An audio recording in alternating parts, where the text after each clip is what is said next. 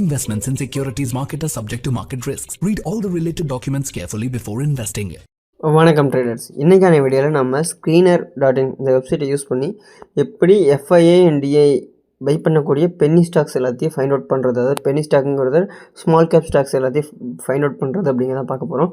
இது நான் ஆல்ரெடி ஒரு குவரி ரைட் பண்ணிட்டேன். இப்போ இருந்தாலும் உங்களுக்கு லைவாக ஒரு குவரி எழுதி அதை பார்த்திங்கன்னா எப்படி என்னென்ன கன்ஸ்ட்ரக்ஷன்லாம் நம்ம பண்ண வேண்டியது இருக்குது அப்படின்னு பார்க்க போகிறோம். ஓகேங்களா?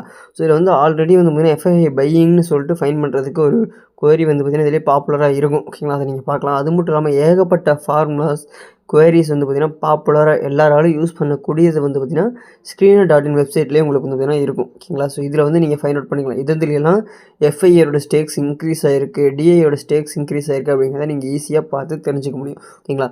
ஸோ அதை பற்றி அந்த வீடியோவில் ஃபுல் டீட்டெயிலாக பார்க்க போகிறோம். இது மூலியமாக பார்த்திங்கன்னா உங்களால் ஒரு நல்ல ஸ்டாக்கை ஃபைண்ட் அவுட் பண்ணி நீங்கள் இப்போ பார்த்திங்கன்னா 2024 முடிய போகுது. ஓகேங்களா? இந்த டைமில் பார்த்திங்கன்னா மார்க்கெட்டும் கிட்டத்தட்ட ஒரு 8 to 10% பார்த்திங்கன்னா கரெக்ஷன் ஆகிருக்கு. நிறைய ஸ்டாக்ஸ் பார்த்திங்கன்னா ஆல்மோஸ்ட் 50%, 30%, 25%ங்கிற மாதிரி நிறைய ஸ்டாக்ஸ் கரெக்ஷன் ஆகிருக்கு. ஸோ இந்த டைமில் நம்ம பை பண்ணால் பார்த்திங்கன்னா எஃப்ஐயோட டிஐ ஹோல்டிங் நான் இந்த வீடியோ எதுக்கு போகிறேன்னா ஜான்வரி ஃபஸ்ட் வீக்கில் பார்த்திங்கன்னா எஃப்ஐஐஸ் பார்த்திங்கன்னா ரிட்டர்ன் பேக் ஆவாங்க. அப்போது இதுலாம் அவங்க இன்க்ரீஸ் பண்ண போகிறாங்க அப்படிங்கிறத நீங்கள் இந்த ஒரு குவரியை வச்சு உங்களால் ரன் பண்ணி செக் பண்ணிக்க முடியும். ஸோ இது மூலயமா உங்களால் பார்த்திங்கன்னா நல்ல ஸ்டாக்ஸை ஃபைண்ட் அவுட் பண்ண முடியும். அதாவது இதெல்லாம் ஃபியூச்சர் க்ரோத் இருக்க போகுதுங்கிறத நீங்கள் ஃபைண்ட் அவுட் பண்ணிக்கலாம். இப்போ பார்த்திங்கன்னா FII holding greater than 1% and change in FI holding. ஓகேங்களா?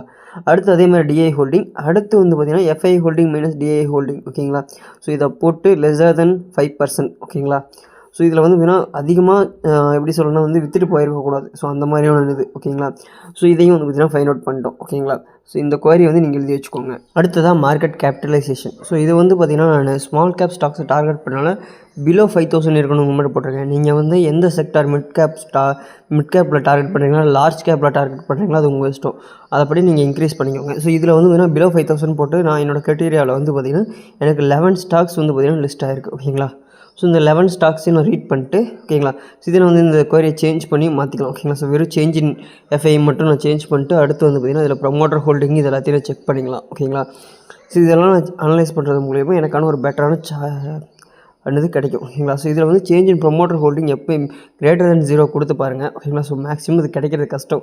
ஏன்னா ப்ரமோட்டர் ஹோல்டிங் சேஞ்ச் ஆனால் மட்டும்தான் ஓகேங்களா உங்களுக்கு பார்த்திங்கன்னா எஃப்ஐடியோட ஹோல்டிங்ஸ் இன்க்ரீஸ் ஆகும். ஓகேங்களா? ஸோ ஏன்னா பென்னி கேப்பில் பார்த்திங்கன்னா மோஸ்ட் ப்ராபப்ளி நம்ம இன்வெஸ்டர்ஸ் ரீட்டைலர்ஸ் பார்த்திங்கன்னா உள்ளே இருக்க மாட்டாங்க. பப்ளிக் ஹோல்டிங்ஸ் பார்த்திங்கன்னா ஸ்டாக்னண்ட்டாக தான் இருக்கும். ஸோ அதனால தான் சொல்கிறேன். ஓகேங்களா? ஸோ இதில் பார்த்திங்கன்னா சேஞ்ச் இன் ப்ரொமோட்டர் ஹோல்டிங் பார்த்திங்கன்னா நீங்கள் greater than 0, greater than 1% என்ன கொடுத்தாலும் உங்களுக்கு பார்த்திங்கன்னா வராது. ஏன்னா அவங்களுக்கு பார்த்திங்கன்னா அங்கே இதாக இருக்கும். ஸோ இதில் நீங்கள் ப்ரொமோட்டர் ஹோல்டிங் greater than 50% இருக்கிற மாதிரி நீங்கள் செக் பண்ணிங்கன்னா இன்னும் பெட்டராக இருக்கும். ஸோ இதுலேயே நீங்கள் பார்த்திங்கன்னா இந்த ஒரு குவரி ரிசல்ட்டில் உங்களுக்கு ஷோ பண்ணுறது பார்த்தீங்களா? ஸோ நான் வெறும் சேஞ்ச் இன் எஃப்ஐ ஹோல்டிங்கும் change in promoter holding greater than 1% மட்டும் தான் கொடுத்துருக்கேன். அதுக்கு எனக்கு இந்த 2 தான் கொடுத்துருக்கேன். ஏன்னா டிஐ விட எஃப்ஐ நல்லா சப்போர்ட் பண்ணுவாங்க மார்க்கெட்டுக்கு. இப்போ தான் டிஐயோட ஆக்டிவிட்டியே இருக்குது. ஆக்சுவலாக ஃபியூச்சரில் பாஸ்ட்டில் பார்த்திங்கன்னா எஃப்ஐயோட ஆக்டிவிட்டி மட்டும் தான் அதிகமாக இருந்தது. ஓகேங்களா? ஸோ இதில் ஜி மீடியா அடுத்து விஎல்எஸ் ஃபைனான்ஸ்னு சொல்லிட்டு 2 ஸ்டாக் மட்டும் நமக்கு ஃபில்டர் ஆகிருக்கு. ஸோ இது ஸ்மால் கேப்பில். ஓகேங்களா? பென்னி கேப்பில். இதேமாதிரி மிட் கேப்பில் இருக்கலாம், லார்ஜ் கேப்பில் இருக்கலாம். ஓகேங்களா? ஸோ ஏன்னா ப்ரொமோட்டர் ஹோல்டிங் இன்க்ரீஸ் ஆகுதுன்னா அவங்களுக்கு அந்த ஸ்டாக் மேலே நம்பிக்கை வருது. கூடவே பார்த்திங்கன்னா எஃப்ஐயோட ஹோல்டிங்கும் இன்க்ரீஸ் ஆகுது, டிஐயோட ஹோல்டிங் இன்க்ரீஸ் ஆகுதுன்னா இதை நம்ம ஸ்மால் கேப்பில் அதிகமாக ஃபைன் பண்ண முடியாது.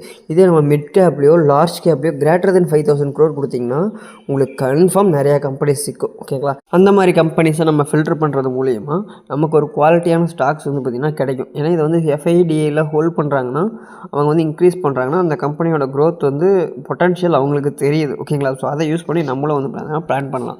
கூடவே பார்த்திங்கன்னா நம்ம அதோட industry PE, stock PE, intrinsic value, extrinsic value இதெல்லாத்தையும் செக் பண்ணுறது மூலியமாகவும் நம்மளோட மற்ற ஃபண்டமெண்டல்ஸ் க்ரைட்டீரியாவும் அதை மேட்ச் பண்ணிச்சுன்னா இன்னும் பெட்டரான கன்ஃபர்மேஷன் நமக்கு கிடைக்கும். ஓகேங்களா? ஸோ இப்போ நம்ம நல்ல கம்பெனிஸ் எல்லாத்தையும் ஃபில்டர் பண்ண போகிறோம். ஃபில்டர் பண்ணிட்டு பார்த்திங்கன்னா நம்ம எப்படி பார்த்திங்கன்னா screener.inலேயே நம்ம பார்த்திங்கன்னா அது எல்லாத்தையும் எடுத்துக்கிறது அப்படிங்கிறத பார்க்க போகிறோம். ஓகேங்களா. ஸோ இப்போ வந்து பார்த்திங்கன்னா நான் கொடுத்துட்றேன். ஓகேங்களா. ஸோ நம்ம ப்ரீவியஸ் குவரிக்கு வந்துடும். ஓகேங்களா. ஸோ ப்ரீவியஸாக நம்ம போட்டதுக்கு ஓகேங்களா. ஸோ இந்த குவரிக்கு வந்துடும். ஓகேங்களா. இந்த குவரி நான் ரன் பண்ணுறேன். எனக்கு வந்து பார்த்திங்கன்னா 11 ஸ்டாக்ஸ் காட்டுது. ஓகேங்களா. ஸோ இதில் வந்து பார்த்திங்கன்னா நான் ஒரு சில காலம்ஸை மட்டும் நான் சேஞ்ச் பண்ண போகிறேன். ஓகேங்களா.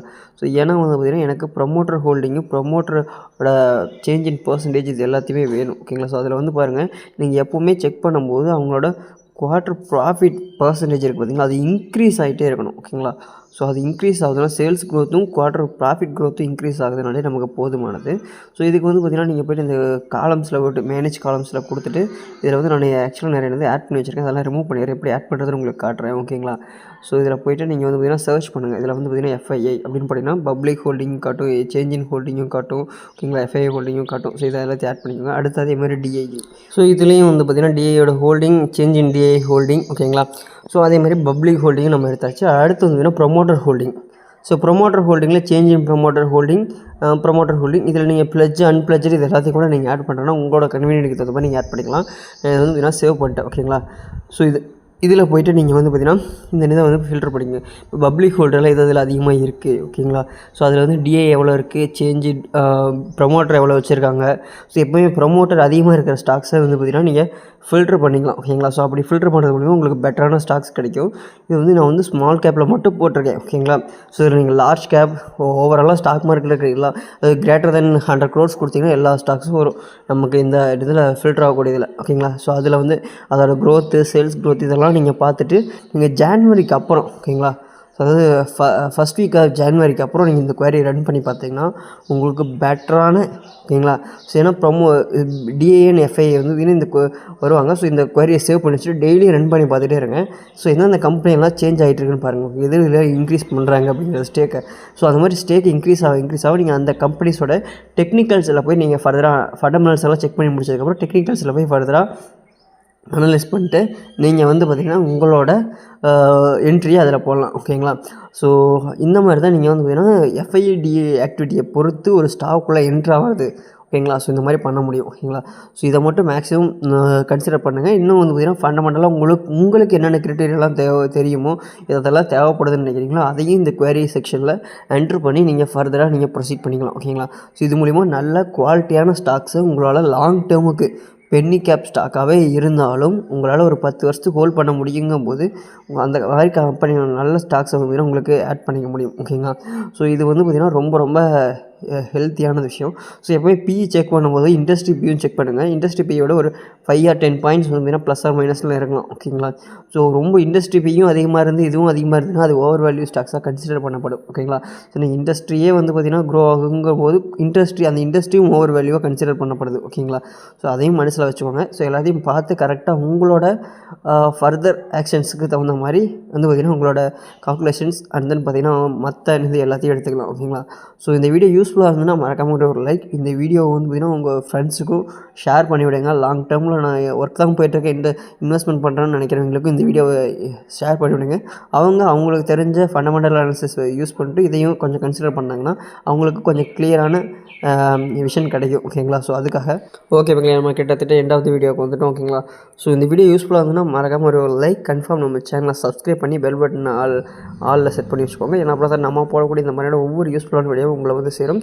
நீங்கள் ட்ரேடிங் ரிலேட்டடான புக்ஸ் இதெல்லாம் PDFs எல்லாம் நானே ஓனாக செல்ஃப் லேர்ன் பண்ணிக்கணும்னு நினச்சிங்கன்னா நம்ம டெலகிராம் குரூப் வந்து டிஸ்கிரிப்ஷனில் இருக்குது லிங்க்கு. ஸோ அதில் ஜாயின் பண்ணிக்கோங்க. இல்லை நீங்கள் என்ன வந்து காண்டாக்ட் பண்ணணும்னு நினச்சிங்கன்னா என்னோடய Instagram பேஜில் எனக்கு DM பண்ணி விடுங்க, இல்லைனா மெசேஜ் போடுங்க. நான் உங்களுக்கு வந்து கன்ஃபார்ம் ரிப்ளை பண்ணுவேன். ஓகேங்களா. ஸோ நம்ம டெய்லி வந்து பார்த்திங்கன்னா மார்க்கெட் அனலைஸ் பண்ணி வந்து பார்த்திங்கன்னா லைவ் மார்க்கெட்டில் வந்து பார்த்திங்கன்னா நம்ம சொல்லிகிட்ருக்கோம். ஸோ அந்த லைவ் கால்ஸ் லைவ் சார்ட்டை நீங்கள் பார்க்கணும்னு நினச்சிங்கன்னா டெலகிராம் குரூப்பில் ஜாயின் பண்ணிக்கோங்க. உங்களுக்கு ரொம்ப யூஸ்ஃபுல்லாக இருக்கும். ஓகேங்களா. ஸோ ஓகே மக்களே, தேங்க்ஸ் ஃபார் வாட்சிங். மீண்டும் இன்னொரு நல்ல வீடியோவில் சந்திப்போம்.